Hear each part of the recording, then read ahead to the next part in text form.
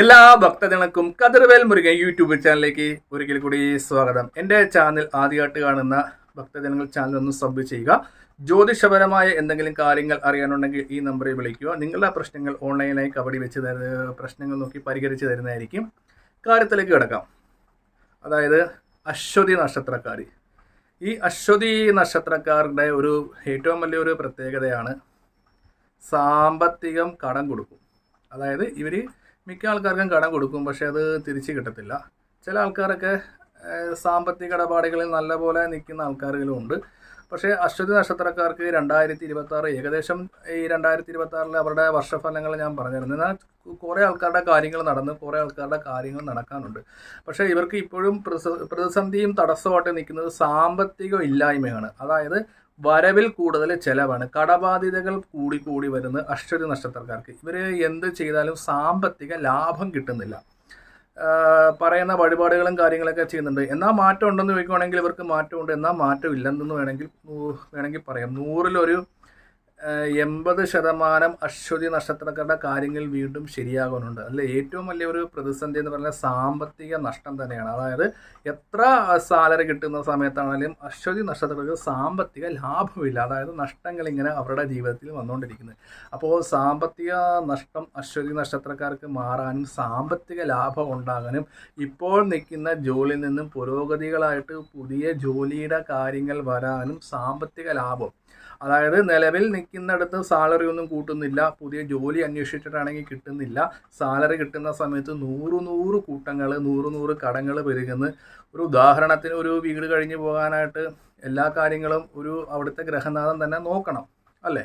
അപ്പോൾ അതിൻ്റെ ഇടയ്ക്ക് ഹോസ്പിറ്റൽ കേസ് വരുന്ന ഒരു വിവാഹം വന്ന് ഇല്ലെങ്കിൽ ഓരോരോ കാര്യങ്ങൾ വരുമ്പോൾ അവിടെയൊക്കെ പോകുന്നതുകൊണ്ട് നമ്മുടെ പൈസ മറിഞ്ഞു. അപ്പോൾ ഈ എല്ലാ കാര്യങ്ങളും സാലറി കിട്ടുന്നതുകൊണ്ട് നമുക്ക് തികയത്തില്ല.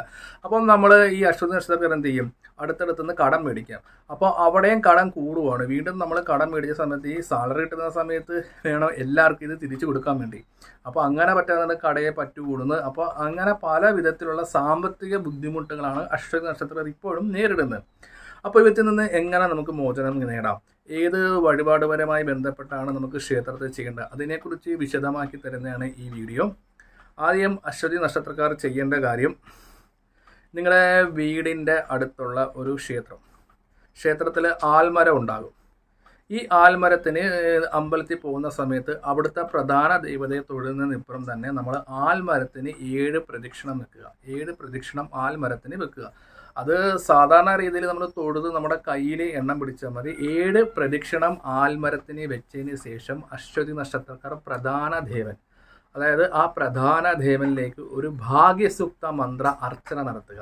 അതിപ്പോൾ ദേവി ആയിരിക്കാം. അതേപോലെ തന്നെ നമുക്ക് ഇത് ചെയ്യേണ്ട കാര്യങ്ങൾ നമ്മുടെ വീടിൻ്റെ തൊട്ടടുത്തുള്ള ദേവീ ക്ഷേത്രത്തിലാണ്. അതായത് നമുക്ക് ദേശദേവത, അത് ചിലപ്പോൾ ശിവനാകാം, ഇല്ലെങ്കിൽ സുബ്രഹ്മണ്യ സ്വാമിയാകാം, ഗണപതി ക്ഷേത്രമാകാം, ദുർഗാദേവി ക്ഷേത്രമാകാം. അപ്പം അവിടെ ആൽമരം ഇല്ലെങ്കിൽ ആൽമരം ഉള്ള ക്ഷേത്രത്തിൽ പോയി ചെയ്യാം. പക്ഷേ ആൽമരത്തിന് 7 പ്രദക്ഷിണം എന്തായാലും വെക്കണം. വെച്ചതിന് ശേഷം പ്രധാന ദേവന്, അതായത് അവിടെ ഇരിക്കുന്ന ദേശദേവതന് ഭാഗ്യസൂക്ത മന്ത്ര അർച്ചന നടത്തുക. ഭാഗ്യസൂക്ത മന്ത്ര അർച്ചന നടത്തിയതിന് ശേഷം നമ്മുടെ ഈ തരുന്ന പ്രസാദം നമ്മുടെ സ്ഥാപനത്തിലോ വീട്ടിലോ കൊണ്ടുവെക്കുക. ജോലിക്ക് പോകുന്ന അശ്വതി നക്ഷത്രക്കാരൊക്കെ ഞായറാഴ്ച ദിവസം വഴിപാട് ചെയ്തെന്ന് വെച്ച് കുഴപ്പങ്ങളും കാര്യങ്ങളും ഒന്നുമില്ല. അതിനുശേഷം നവഗ്രഹത്തിൻ്റെ പ്രധാന ദേവത, തടസ്സങ്ങൾ മാറ്റിത്തരുന്ന ശുക്രദേവന് അശ്വതി നക്ഷത്രക്കാർ മുല്ലപ്പൂ കൊണ്ട് ശുക്രമന്ത്ര അർച്ചന നടത്തുക. ഇത് വെള്ളിയാഴ്ച ദിവസം തന്നെ ചെയ്യണം. കഴിവതും വെള്ളിയാഴ്ചയാണ് ശുക്രന് ഏറ്റവും കൂടുതൽ ഉത്തമമായിട്ട് നിൽക്കുന്നത്. മുല്ലപ്പ് കൊണ്ട് ശുക്രന് അർച്ചന ചെയ്യുക. നമ്മൾ മുല്ലപ്പ് മേടിച്ച് കൊടുത്ത് തിരുമേനിയോട് പറഞ്ഞാൽ മതി, ശുക്രനെ അർച്ചന ചെയ്തു തരാൻ പറഞ്ഞാൽ മതി. ഇത് ഇങ്ങനെ ചെയ്യുന്നതുകൊണ്ട് അശ്വതി നക്ഷത്രക്കാരുടെ സാമ്പത്തികം, അതായത് ഞാൻ നേരത്തെ പറഞ്ഞ പോലെ സാലറി കിട്ടുന്ന സമയത്ത് നഷ്ടങ്ങൾ ഇല്ലാതെ നമുക്ക് മുന്നോട്ട് പോകും. അതായത് കടബാധ്യതകൾ കുറഞ്ഞു കിട്ടും. ഈ ശുക്രന് ഏകദേശം ഒരു 21 വെള്ളിയാഴ്ച മുല്ലപ്പ് കൊണ്ട് ശുക്രഗ്രഹത്തിന് മാത്രമായിട്ട് മുല്ലപ്പ് കൊണ്ട് അർച്ചന നടത്തുക.